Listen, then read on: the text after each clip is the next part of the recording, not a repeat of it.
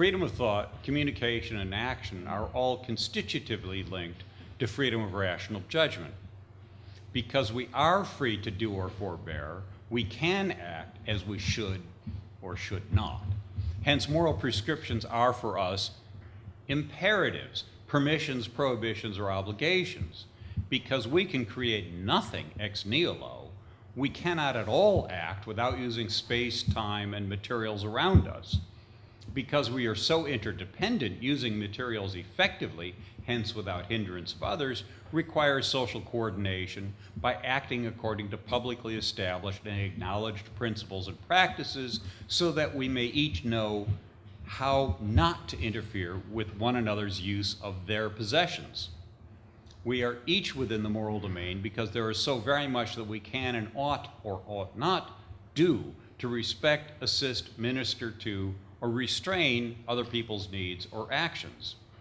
Because rational judgment is normatively structured, as I indicated before, it can be neither fully explicated nor explained in strictly causal terms. Freedom of action involves judging and deciding how to act. This requires exercising instrumental reasoning about which ends, strategies, or means are feasible within the limits of one's currently available resources, skills, and abilities.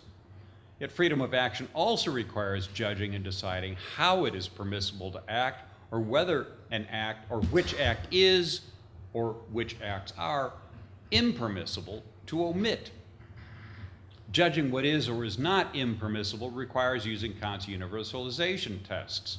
Only by using these tests can we solve basic problems of social coordination legitimately by solving them on the basis of reasons and analysis which are universally communicable in the sense that I've been specifying, and thus to abide by Rousseau's independence requirement, which is Kant's sole innate right to freedom.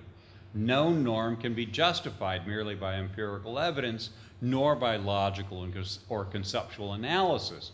Normative justification lies in our rational capacities to judge and to act responsibly by achieving our ends only in ways which can be justified to all others, in part by honoring the host of acquired rights and obligations we very finite, mutually interdependent, embodied, semi-rational agents here on Earth require and acquire by living in a polity and its economy on our planet.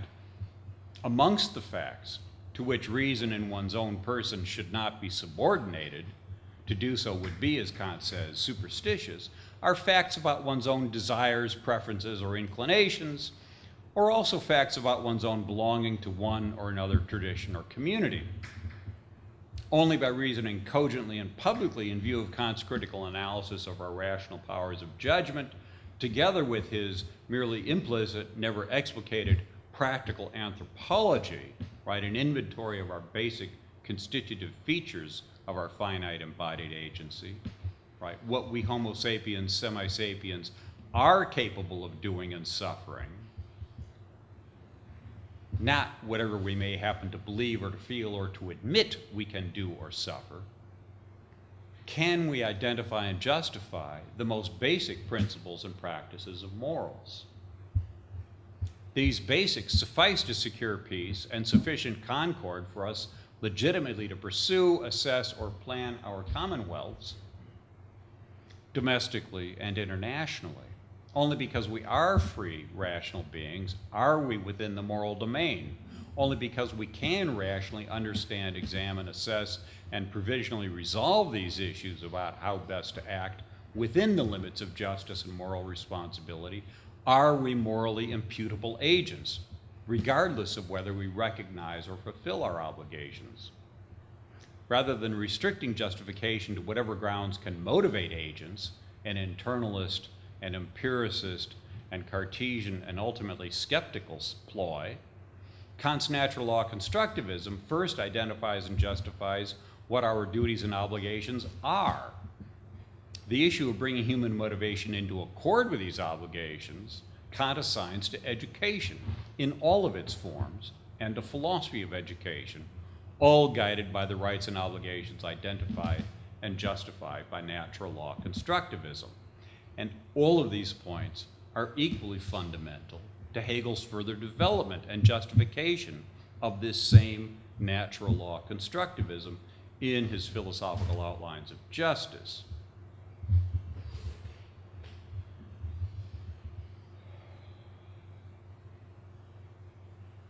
I'm going to skip a section, as much fun as it would be.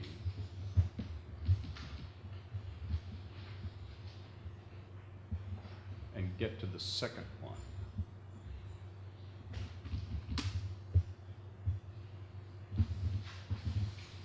In connection with this first passage, Hegel is, among other things, critical of the historical school of jurisprudence and those who wanted to maintain Roman law as contemporary, at least Germanic law, pointing out that for as good as the Romans were at jurisprudence, they didn't have a sufficient basis, they didn't understand a sufficient basis to justify or assess the legitimacy of their jurisprudence because they didn't yet have an adequate concept of human freedom. Freedom is still a membership right, a privilege of being born a free Roman, in contrast to barbarian or slave. And Hegel is uncompromising about slavery being an illegitimate abomination, repeatedly in the philosophy of right.